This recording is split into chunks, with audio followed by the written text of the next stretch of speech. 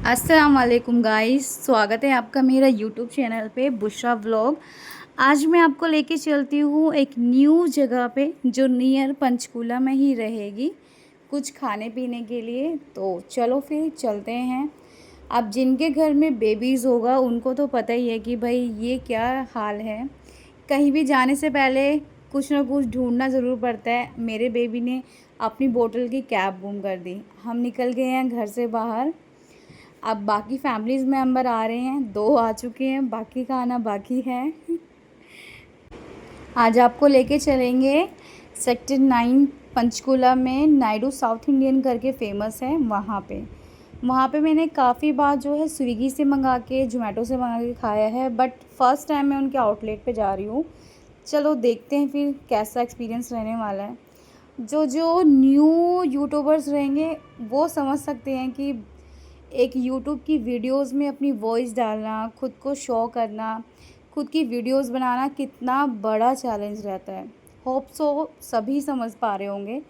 वही चीज़ें हैं, धीरे धीरे थोड़ा कॉन्फिडेंट आता है बंदे के अंदर, तो चलो वीडियोस अच्छी होती जाती है। आगे हम अपनी लोकेशन पे।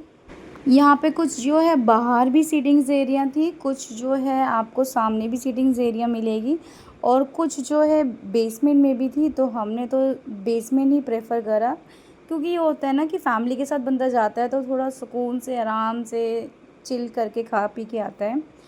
यहाँ जाते ही देखो, लोकेशन देखो, इतना ज़्यादा मतलब सीटिंग एरियाज़ नहीं है, नॉर्मल ही रहेगा।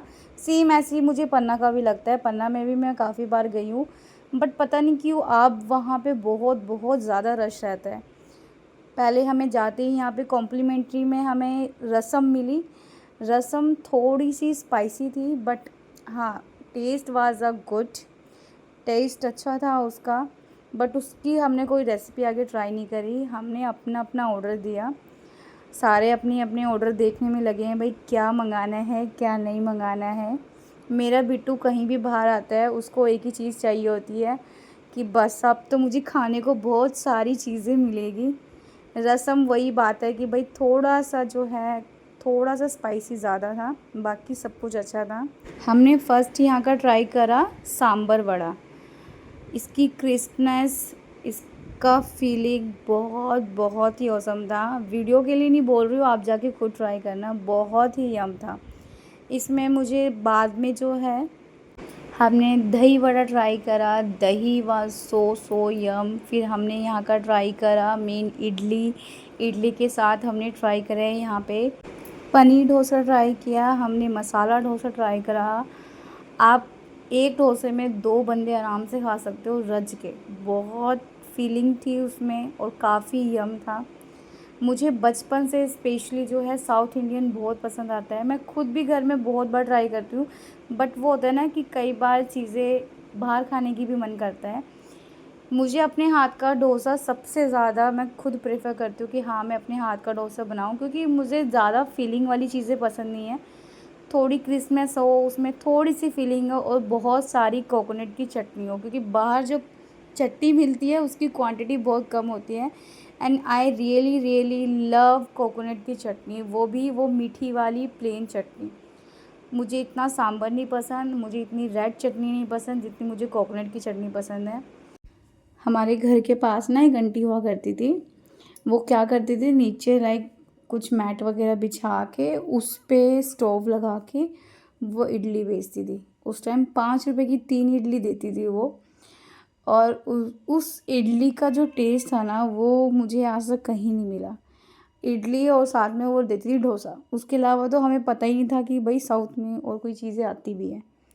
इडली डोसा उनके पास जाना है, हमने 5 रुपये लेके इडली डोसा खा के आना है, इडली खा के आनी है बस।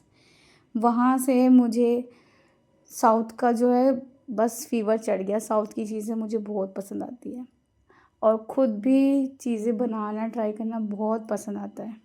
अब आप मेरे फेस से देख ही रहे होंगे कि मुझे पीछे से कितना टीज़ किया जा रहा है। ओहो, यूट्यूबर बन गई, ओहो वीडियो शूट हो रहे हैं। होता है, शुरू शुरू में फैमिली वाले मजाक उड़ाते ही हैं, बट ये है कि धीरे धीरे बंदे के अंदर कॉन्फिडेंस जो है आ ही जाएगा। वीडियोस बनी जाएगी, वीडियोस चले ना चले कोई बात नहीं, वो अपने ऊपर है। पर हर बंदे का अपना शौक़ होता है कि भाई हमने ये काम करना है। अब बंदे के जो है शौक़ होते हैं वो चेंज होते रहते हैं। हाँ, मुझे शुरू से जो है पिक्चर्स वगैरह का बड़ा शौक़ था, पिक्स लेनी है, स्टेटस लगाने हैं, छोटी-छोटी वीडियोज़ रिकॉर्ड करनी है, लाइक स्नैपचैट वगैरह पे। बट ये नहीं था कि मैं कभी व्लॉगिंग भी करूँगी। बट अब मुझे ये चीज़ अच्छी लगती है, क्योंकि शुरू से देखो मैंने जो है 17-18 ईयर के बाद से जॉब ही करी है।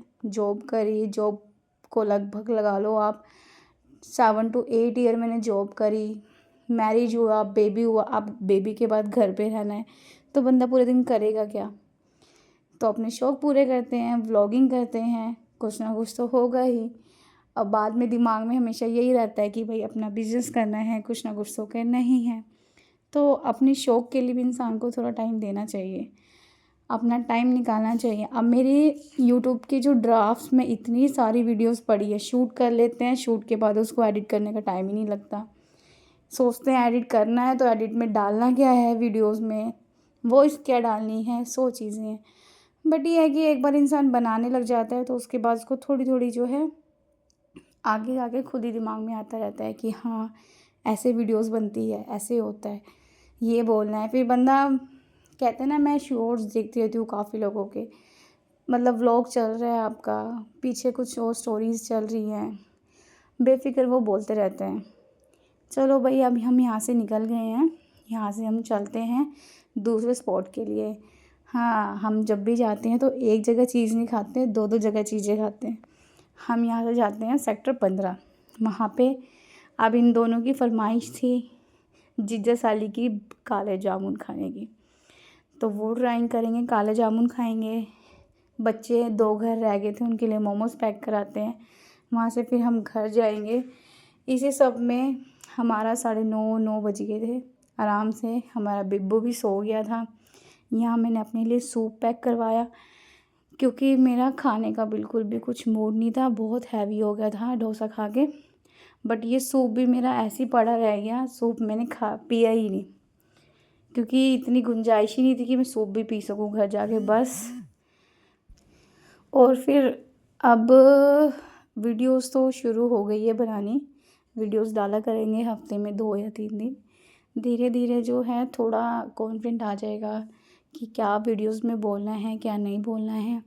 और मेन हमारे घर में शादी भी है, तो उसकी व्लॉगिंग भी करेंगे, उसमें हर चीज़ आपको दिखाएंगे कि ये कैसे शादी होती है। एक बिहार हमारी फैमिली का बैकग्राउंड है और जहाँ शादी हो रही है वो यूपी के हैं, तो कल्चर कैसे मिक्स होता है, क्या क्या चीज़ें नहीं होती हैं, वो सब भी दिखाएंगे। चलो आज के लिए इतना ही, मिलते हैं फिर कल नेक्स्ट वीडियोज़ में। ऐसे ही बने रहिएगा, सपोर्ट कीजिएगा। Thanks for watching.